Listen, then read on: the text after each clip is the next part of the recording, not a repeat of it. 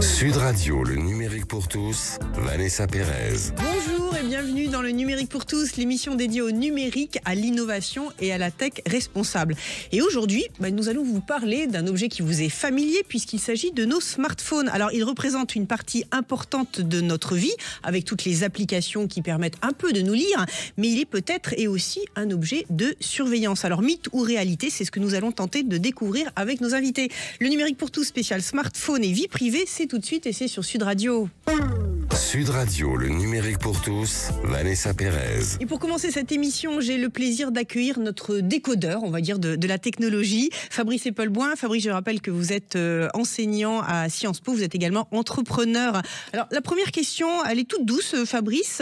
J'aimerais qu'on se la pose. Entre les propriétaires d'iPhone ou de Samsung, est-ce que déjà, ça nous définit socialement ? Ça définit la lutte des classes, qui est un structurant social assez imposé en Europe. Les riches ont des iPhones, les pauvres ont des Android, pour faire simple. Il y a quelques exceptions, mais finalement elles sont rares. Donc ça définit votre classe sociale. Alors, on peut le personnaliser, on le sait tous, son téléphone, que ce soit avec une sonnerie, que ce soit avec un écran, un économiseur d'écran. Là aussi, est-ce que c'est une proclamation identitaire ? Bien sûr, quand vous avez la photo de votre gamin ou de votre bien-aimé sur votre téléphone, très clairement, vous affichez une partie de votre intimité auprès, pas de tout le monde, mais en tout cas des gens qui sont à proximité. Donc oui, ça fait très clairement partie de l'habillage identitaire autour d'un iPhone. La sonnerie aussi, alors la sonnerie, voit des choses comme le fond d'écran, comme certains types d'applications, oui, qui définissent vraiment qui on est à travers la personnalisation, de la même façon qu'on peut fine-tuner une voiture et lui ajouter des ailerons, des flammes sur les côtés. On peut faire exactement la même chose et de façon beaucoup plus simple avec son iPhone parce que c'est plus facile de changer. Alors, on va rentrer un petit peu plus en profondeur dans ce que notre téléphone dit de nous. On a tous effectivement des applications. Alors, je vais peut-être mettre à part les applications musicales parce qu'effectivement, c'est dans le top des applications. Mais on arrive à définir un profil psychologique avec les applications que l'on trouve dans un téléphone ? Ah oui, si vous avez Tinder, forcément, vrai, ça dit quelque chose de vous, c'est clair. Si vous avez LinkedIn aussi, ça dit quelque chose de vous. Et donc forcément, quelqu'un qui n'aura pas LinkedIn, mais qui aura Tinder et Snapchat, par exemple, vous n'allez pas en avoir la même image que quelqu'un qui, par exemple comme moi, LinkedIn et Twitter. C'est deux usages différents qui présupposent des profils très différents derrière. Et là, la catégorisation est claire ou alors ce sont des... C'est plus complexe, c'est beaucoup plus complexe. Alors évidemment, Snapchat, c'est plus un truc pour les jeunes et LinkedIn, plus un truc pour les vieux. Mais au-delà de la segmentation par tranche d'âge, il y a des segmentations qui là sont beaucoup plus complexes que juste un statut social, un niveau de revenu ou une classe d'âge. Alors, on va rentrer encore plus dans la profondeur du téléphone. C'est vrai que quand nos micros sont ouverts au niveau des différentes applications, donc vous pouvez avoir un micro ouvert sur Facebook, sur Instagram, là, on va commencer à en savoir encore plus sur vous et vous pousser de l'information, ce qu'on appelle ces bulles de fil, qui correspondent un petit peu à vos attentes. Est-ce que là, on passe un seuil ? Il y a beaucoup de fantasmes sur le micro ouvert. Facebook n'écoute pas à travers le micro. Facebook recueille une quantité incroyable d'informations, tout ce qui peut, et arrive grâce à de l'intelligence artificielle, pas la version de ChatGPT, la précédente génération, celle dans laquelle on baigne depuis 15 ans, à extrapoler énormément de choses sur vous. Donc à partir d'informations qui vous semblent parfaitement anodines et qui ne vous donnent pas l'impression d'avoir violé votre vie privée. Par exemple ? Votre boisson préférée, des goûts musicaux, des choses vraiment totalement anodines. On peut extrapoler votre orientation sexuelle, vos choix politiques, vos inclinaisons psychologiques, tout un tas de choses qui ensuite vont permettre de vous manipuler. Mais j'insiste, c'est à partir d'informations qui n'ont aucun rapport avec tout ça. Alors, on va justement, je rebondis sur les choix politiques. Effectivement, on ne se rend pas forcément compte, mais tous nos likes et toutes nos émotions par rapport à certaines images, par rapport à certains mots, vont commencer à conditionner un véritable profil. Ah oui, là, à partir de tout ça, l'histoire la plus connue, c'est Cambridge Analytica, c'est la bidouille, on va dire, sur Facebook qui a aidé Trump à être élu en 2016 et qui, à partir, là encore, de likes totalement anodins sur Facebook, arrivait à extrapoler votre positionnement politique, votre nature psychologique, et façonner de façon automatisée un message qui s'adressait à votre psychologie et votre positionnement politique, uniquement à destination de ceux qui, éventuellement, pourraient s'abstenir d'un vote Hillary Clinton ou hésiter sur un vote Donald Trump. Et c'est sur ces deux cibles-là qu'on a matraqué des messages de façon à les inciter à voter Trump si c'était des républicains, mais quand même un peu choqués par la nature du personnage, ou les inciter à ne pas voter Hillary Clinton si c'était des démocrates, mais pas particulièrement enthousiastes à l'idée de donner leur voix à Hillary Clinton. Et ça a marché. Ça a très bien marché. Mais tout ça, c'est fait sur la base de profils établis à partir de likes parfaitement anodins. Alors, on parlait des applications, maintenant on va parler de l'appareil lui-même. Cet appareil, il nous écoute quand on parle, il est capable, un tiers est capable d'entendre toute notre conversation et justement de s'en servir? Un tiers, oui, avec des logiciels tels que Pegasus, qui est un scandale qui a été traité par-dessus la jambe, mais qui va probablement revenir sur le devant de la scène tôt ou tard. C'est clair que... Pourquoi ?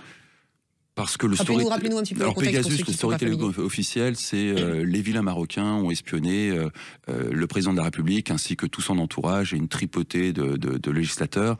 Le président actuel. Hein. Le président actuel, oui, et le législateur actuel. Tout ça a été espionné par Pegasus, un logiciel israélien qui a été offert comme... des bonbons à la sortie d'une école à tous les signataires du pacte des accords d'Abraham, c'est-à-dire grosso modo la quasi-totalité des pays arabes, et qui s'en sont servis pour, d'une part, exterminer leur opposition politique, mais également, apparemment, pour aller espionner Emmanuel Macron et son entourage. Bon, évidemment, c'est un storytelling qui est vraiment... qui n'a absolument aucun sens. Le Maroc a démenti, mais ils n'étaient pas vraiment en situation d'expliquer ce qui s'était réellement passé. On va finir par expliquer au grand public ce qui s'est réellement passé. Hein. Ça, c'est le boulot des journalistes d'investigation qui sont sur le coup en ce moment. Mais ça n'a absolument rien à voir avec ce que ces gentilles ONG nous ont gentiment raconté. Mais ce qui veut dire qu'aujourd'hui, effectivement, tous les politiques et peut-être d'autres grands capitaines d'institutions sont susceptibles d'être Non, pas susceptibles. Non, pas susceptibles. On est rentré de plein pied dans le monde Big Brother et depuis des années et des années. C'est pas qu'ils sont susceptibles, ils sont.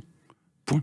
À partir du moment où vous avez des informations qui sont stratégiques pour l'État, ce qui est le cas d'une large partie des législateurs, et ce qui est le cas de quasiment tout le monde à l'exécutif, hein, mis à part des ministres, je sais pas, des trottoirs propres et je suis pas sûr qu'il en ait encore des ministres à ce point sans importance. Ils sont tous sous écoute. 2, 3, 4, 5, 6 services de sécurité. À minima, les Chinois, ça les intéresse. Les Russes, évidemment. Pegasus a été distribué vraiment à une trentaine de pays, donc on est quand même la 5e ou 6e puissance mondiale. On intéresse énormément de pays, sans compter que dans ces pays, il y a d'anciennes colonies qui nous en valent un peu, souvent à raison, et qui ont d'autant plus de raisons de nous espionner, et on n'a même pas abordé le fait que Pegasus était un logiciel parmi au moins une bonne dizaine qui sont à peu près équivalents, que les Américains évidemment ont leur Pegasus, que les Américains ont une longue tradition révélée par coup sur coup Julian Assange et Edward Snowden d'espionner tous les politiques français, depuis Chirac, hein, et probablement avant. Donc bien sûr, par nature, la question n'est pas de savoir si ils sont espionnés, ils sont espionnés. Donc quand je vous écoute aujourd'hui, que ce soit les États-Unis, la Chine, la Russie, la France, tout le monde s'écoute. Bien sûr, évidemment. Fabrice, j'ai envie de vous demander, avec l'utilisation accrue de l'intelligence artificielle dans notre téléphone, hein, donc on va lui poser, on sait très bien qu'aujourd'hui l'intelligence artificielle, on lui pose des questions qui sont presque intimes pour lui demander des conseils, c'est un peu cette IA doudou. Là aussi, est-ce qu'on n'a pas un risque de voir toutes ces informations un jour réapparaître pour dresser un profil psychologique ou alors s'en servir à notre insu? C'est fait depuis belle lurette, des profils psychologiques, les réseaux sociaux, particulièrement Meta, qui est sans doute le plus avancé là-dedans, vu qu'ils ont commencé des recherches fondamentales très sérieuses avec des gens de très haut niveau, partir de grosso modo 2010-2011. Donc, étant donné qu'ils ont un laboratoire avec des cobayes de 2 milliards de cobayes, ils ont de quoi faire. C'est fait, c'est entériné. Il y a sans doute, et on en a eu quelques révélations à travers quelques fuites, des recherches qui, d'un point de vue purement sociologique, sont fascinantes. Mais ils en ont publié une, je crois, en 2012, qui montrait grosso modo à quel point ils étaient capables de manipuler les émotions de leurs utilisateurs en filtrant les émotions négatives ou positives dans les flux de tout un chacun, en faisant des groupes d'échantillonnage, et ça fait rêver n'importe quel sociologue, de 2 millions d'utilisateurs. Donc ils avaient des échantillonnages de 2 millions d'utilisateurs, là où les sociologues, quand ils font de la quanti, ont du mal à atteindre le millier. Et effectivement, ils montraient des choses absolument fascinantes. Ils l'ont montré dans un premier temps de façon parfaitement naïve, en publiant des recherches universitaires, académiques. Et ça a fait un tel scandale que par la suite, ils sont tus. Ils ont gardé ça pour eux. Une application fondamentale est celle qui utilise nos données de santé, donc que ce soit le comptage du nombre de pas et demain l'analyse de l'attention, l'analyse de tout un tas d'autres facteurs. Tout ça, c'est dans notre téléphone et parfois même à notre insu. Est-ce que là, on est dans la surveillance totale? C'est-à-dire que demain, un assureur, en connaissant toutes ces données, pourra ne pas vous assurer? Est-ce que le RGPD nous protège vraiment? Je suis navré de dire ça face à un député du bloc majoritaire. Mais on écoutera dans la deuxième partie de la Macronie l'émission. a déjà affilé à Microsoft toutes les données de santé des Français. Donc on a déjà vendu aux Américains, enfin vendu. On ne sait pas très bien quel est le canal retour, mais disons qu'on a généreusement offert aux Américains de Microsoft, avant de s'apercevoir qu'il y avait un problème de souveraineté, on a filé toutes nos données de santé. La santé de demain, c'est une santé prédictive basée sur l'analyse des données de santé et l'anticipation de leur évolution. Pour ça, il faut des données ultra qualitatives pour faire l'apprentissage de ces fameuses intelligences artificielles, les seuls au monde à avoir des données suffisamment qualitatives, suffisamment centralisées, suffisamment normalisées, suffisamment riches en métadonnées pour alimenter ces intelligences artificielles, c'était la Caisse d'assurance maladie. Les données de santé de la Caisse d'assurance maladie ont été empruntées, dérobées, je sais pas, par le ministère de la Santé. Ça a donné votre dossier santé personnalisé, pas sûr du terme, mais c'est grosso modo ça qu'on a donné à Microsoft pour alimenter l'intelligence artificielle. Donc la santé de demain, on l'achètera aux Américains. Ce que vous voulez dire, Fabrice, c'est que le RGPD et la CNIL, en fait, ne sont plus des parades à protéger nos données. Non, ce que je veux dire, on n'est pas dans un état il y a trop d'exceptions. Le RGPD, la CNIL, c'est bien gentil un cadre législatif, mais typiquement, on vient de passer, à l'occasion des Jeux Olympiques, un vague cadre expérimental sur la vidéosurveillance algorithmique. La réalité, c'est que Bernard Cazeneuve, en 2015, a donné le top départ pour l'installation un peu partout en France de la vidéosurveillance algorithmique, et qu'aujourd'hui, il y en a dans plus de 200 villes, et pas des moindres. Hein. La Seine-Saint-Denis est massivement équipée, Marseille est équipée, et donc tout ça s'est fait à l'insu du plein gré du législateur.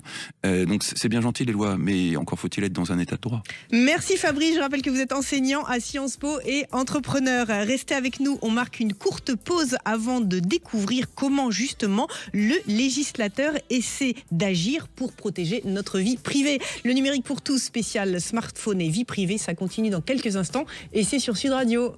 Sud Radio, le numérique pour tous, Vanessa Pérez. Et pour continuer cette émission spéciale smartphone et vie privée, nous avons le plaisir d'accueillir Maître Emmanuelle Hoffman. Bonjour Emmanuelle. Alors vous êtes avocate et désormais députée de la 4e circonscription de Paris.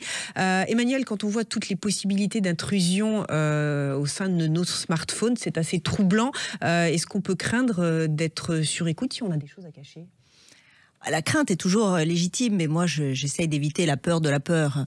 Nous sommes, contrairement à ce que certains pensent, en France dans un état de droit, en Europe aussi.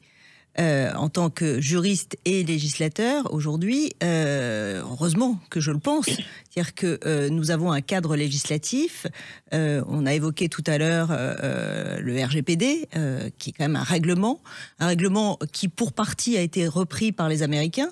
Donc on a quand même, j'allais dire, une arme législative qui est aussi une arme de compétitivité.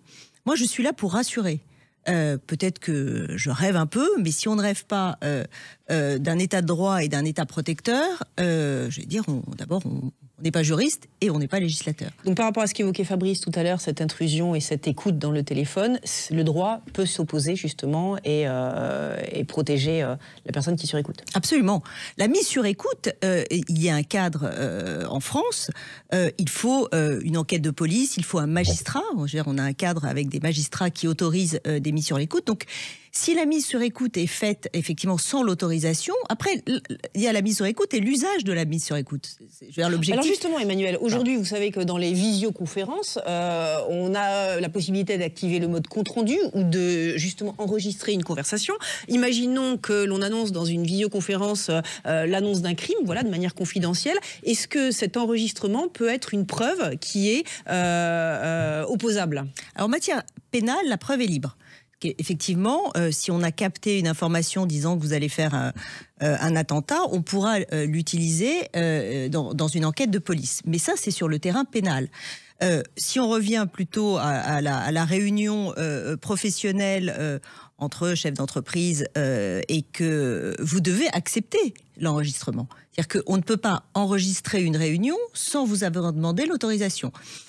Le problème, c'est que souvent, les citoyens, les acteurs acceptent parce qu'ils n'ont pas envie de lire les conditions générales qui, objectivement, sont faites par des juristes de manière un peu complexe. Mais je veux dire, il y a quand même un acte positif d'accepter d'être enregistré. Après, effectivement, si on utilise, sans que vous ayez accepté cet enregistrement, ça n'a pas de valeur devant les tribunaux, à l'exception de la preuve livre en matière pénale. Emmanuel, on parlait d'intelligence artificielle avec Fabrice, qui permet d'analyser nos habitudes, nos messages. Est-ce qu'on est, une fois encore, protégé en ce qui concerne notre identité numérique? Est-ce que c'est du domaine du RGPD, de la CNIL, ou est-ce que vous êtes en train de créer justement des jurisprudences pour nous protéger dans l'avenir, parce que le cadre n'est pas assez entériné? Est-ce que le cadre est suffisant? Je ne sais pas, le cadre existe.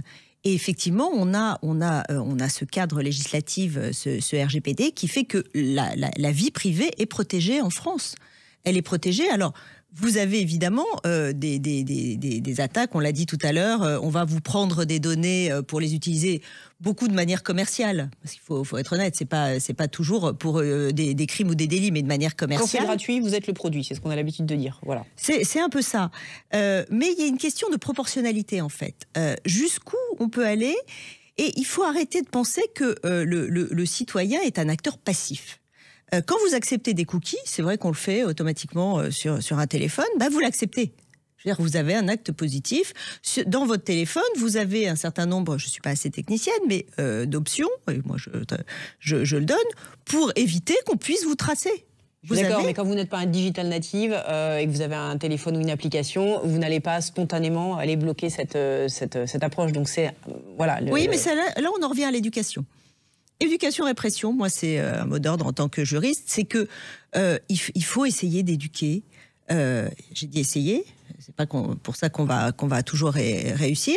Essayer d'éduquer sur la proportionnalité qu'il y a entre l'écoute et l'utilisation qu'il y a. Or, on a ce cadre, je le dis, moi je suis pour la souveraineté numérique, je suis pour un cadre législatif, donc oui, bien sûr qu'il faut... Mais vous n'avez pas le sentiment aujourd'hui que l'innovation va tellement plus vite que la régulation, que à la vitesse à laquelle va cette inondation des intelligences artificielles, en fait, on est a fortiori pas aussi bien protégé que si on avait pris le problème un petit peu plus en amont? Il y a un effet retard. Il y a toujours un effet retard. Le temps législatif est long, le temps d'une procédure judiciaire est long. Mais je disais souvent, et avant même l'IA, c'est que pourquoi est-ce qu'on aurait plus de droits dans le monde virtuel que dans le monde réel? Donc si on n'a pas encore les outils législatifs, faisons avec les outils qu'on a. Et les magistrats, contrairement à ce que certains pensent, sont très enclins à condamner dans ce domaine. Donc si on arrive avec nous, en tant que juristes, avec des outils, et en expliquant la situation, on peut avoir des décisions de justice. Si on n'aura pas assez, c'est vrai que ça a un coût. C'est aller devant un tribunal, aller voir un avocat. Certains ne franchissent pas ce pas, mais je crois qu'il faut le faire. J'entends Emmanuel, mais on sait tous que la justice est un peu embolisée, les plaintes sur Pharos sont de plus en plus nombreuses. Est-ce que vous allez avoir le temps de traiter des plaintes, et est-ce que quelqu'un veut mettre 2 ou 3 000 euros justement pour se protéger parce qu'il a été abusé avec une écoute à son insu? Déjà, il faut essayer de se protéger et de faire attention effectivement à ces outils, et ensuite il faut pas hésiter, aller saisir les tribunaux, à sensibiliser et à sensibiliser les jeunes. J'en reviens à la question de l'éducation. Avant la répression, il y a l'éducation. C'est pas normal d'être écouté. C'est pas normal qu'on puisse utiliser vos données. Voilà. Si on leur explique pas ça, je dis souvent comme exemple, mais les anciens ne se souviennent pas de début Napster, il y a quelques années. Alors on va rappeler peut-être pour la génération qui n'était pas Napster. Il y a une génération Napster que les moins de 20 ans ne peuvent pas connaître. C'est le fait, au début d'Internet, la musique était, j'allais dire, de libre accès. On s'est dit, c'est ça la liberté. La liberté s'arrête, c'est la démocratie, au droit de chacun. Donc la liberté s'arrête au droit d'auteur avec Napster. Et c'est pour ça qu'on a eu quand même des législations, Adopi, ça a pris beaucoup de temps, mais aujourd'hui les choses sont un peu plus cadrées. La liberté, c'est de protéger votre vie personnelle, vos données personnelles. C'est ça le RGPD. C'est de dire la liberté s'arrête à vos droits. Et moi je me bats pour ça. Je ne pense pas que la majorité des Français aient envie qu'on leur prenne leur image, qu'on leur prenne leurs échanges qu'ils ont eus de manière personnelle. On est complètement d'accord, la majorité des Français n'en a pas envie, la majorité des Français ne lit pas forcément les conditions générales d'utilisation quand elle place une nouvelle application sur son téléphone, mais là vous parlez d'éducation, ça demande du temps, ça demande une éducation à l'éducation, ça demande une posture, et aujourd'hui on est dans cette culture de l'urgence et on n'a pas forcément la possibilité justement de cocher toutes les cases pour se protéger. Donc effectivement, on s'en remet soit à l'État, soit aux plateformes en les accusant. Mais derrière ce que vous dites que l'on est seul responsable en fait de ces actes. Non, on n'est pas seul responsable, on l'est aussi. C'est-à-dire que je ne suis pas pour l'irresponsabilité du citoyen, mais bien sûr que le législateur et l'État est responsable justement de défendre les citoyens. Ça paraît une évidence, mais c'est une réalité. Donc, lorsque la loi est insuffisante, il faut d'ailleurs faire un bilan, souvent, c'est ce qu'on fait à l'Assemblée nationale, de faire un bilan, une étude d'impact d'une loi pour savoir s'il faut l'adapter, la faire évoluer, ou si finalement elle est suffisante. Je ne suis pas pour la démultiplication des lois. C'est un sujet sur lequel vous réfléchissez aujourd'hui, sur l'intelligence artificielle et toute cette information qu'on lui donne. Il y a des choses qui sont en cours à l'Assemblée ? Absolument. On a, comme vous le savez, eu il y a quelques semaines le sommet organisé par le chef de l'État sur l'intelligence artificielle dans l'action. Ce qui est intéressant d'ailleurs, c'était le titre de ce sommet. Et on a à l'Assemblée nationale organisé alors sur des thématiques, notamment la question de l'inclusivité de l'intelligence artificielle avec les femmes qui ne sont pas assez... dans ce domaine. Donc ce sont des sujets absolument sur lesquels on travaille. J'ai d'ailleurs une mission sur l'intelligence artificielle qu'on vient de me donner à l'Assemblée nationale, donc bien sûr. Et c'est justement en faisant un constat d'une réalité de terrain qu'on va voir si on a besoin ou pas. On n'est pas obligé de démultiplier les lois si on n'en a pas besoin. Fabrice, vous voyez hocher de la tête sur la protection du citoyen. Madame, vous faites partie d'un camp politique qui a légalisé la surveillance de masse en 2017. Quand même, on ne peut pas tenir le discours que vous tenez tout en ayant légalisé la surveillance de masse, qui a commencé à être déployée avec Nicolas Sarkozy à partir de 2007. Mais Fabrice, toute petite technologique a son pendant, donc peut-être que l'intention était bonne au départ. On a a priori, avec les réseaux sociaux, la prolifération de l'information, la facilité d'accès à l'information, on y arrive à un moment où on ne peut pas se foutre de la gueule du monde à ce point. C'est pas possible. Vous avez légalisé la surveillance de masse. Et vous êtes en train de nous expliquer que non, on a le droit à la vie privée. Vous êtes en train de nous expliquer que il faut qu'on éduque les jeunes. Vous faites partie de la Macronie qui s'est baffrée dans Signal et dans Telegram, malheureusement, en imaginant une protection complètement fantasmée sans y comprendre quoi que ce soit, et qui a donné à Pavel Durov la totalité des petits secrets de la Macronie, notamment dans les préparations de campagne, pour s'apercevoir des années plus tard, alors que l'ANSSI a dû les avertir immédiatement, que non, rien n'était chiffré, et que tout ça reposait sur des serveurs qui étaient aux Émirats Arabes Unis, ou maintenant, on commence à s'en apercevoir, en Russie. Excusez-moi. Alors, je propose un droit de réponse à Madame la députée et à l'avocate que vous êtes. Moi, je vais vous dire, je ne vais pas aller dans la polémique et la qualification du Macronie. C'est pas la polémique, c'est des faits. Non, je vais répondre.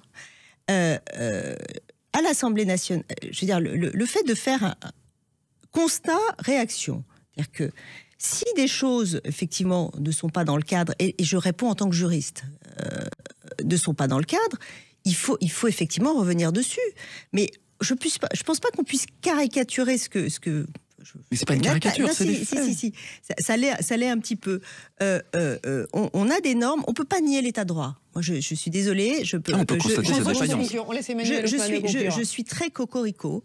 Je suis pour une France. Moi, je pense et qu'on est dans une France, j'allais dire de résistance. Mais si des choses ne vont pas, il faut essayer de les canaliser. Il faut les dire. Ça, je suis entièrement d'accord. Je suis ravie qu'on soit dans cette émission qui s'appelle Parlons vrai. Il faut se dire les choses. S'il y a des choses qui ne vont pas, il faut les réaménager. C'est pour ça que la notion de bilan et d'analyse de ce qui se passe fait qu'à l'Assemblée, si on a besoin d'une loi ou pas, on la fera.